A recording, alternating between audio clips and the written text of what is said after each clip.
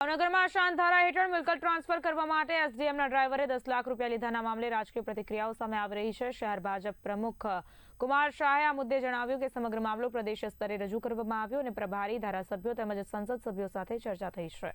તેમણે કહ્યું કે જે કોઈ દોષિત હશે તેની સામે કડક કાર્યવાહી કરવામાં આવશે। ડ્રાઈવરને તાત્કાલિક છૂટો કરવામાં આવ્યો છે અને જો કોઈ અધિકારી સંડોવાયેલ હશે તો તેની સામે પણ પગલાં લેવામાં આવશે। સરકાર ભ્રષ્ટાચાર મુદ્દે કડક છે અને આગામી સમયમાં જરૂરી તમામ કાર્યવાહી કરવામાં આવશે તેમ જણાવ્યું। આજે તે પેપર દ્વારા અને ગઈકાલે એક મીડિયા દ્વારા મેં જોયું હતું। આની પહેલાં પણ કલેક્ટરશ્રી હારે વાત થઈ છે। કોઈ પણ અસાનધારાની અંદર જ્યારે મિલકત હોય ત્યારે એમને પરમિશન ન અપાય તે માટે થઈ અને ભારતીય જનતા પાર્ટી તરીકે તો ધ્યાન દોરીશું અને પૂર્વ નગરસેવક તરીકે પણ આની પહેલાં મેં ધ્યાન દોરેલું હતું।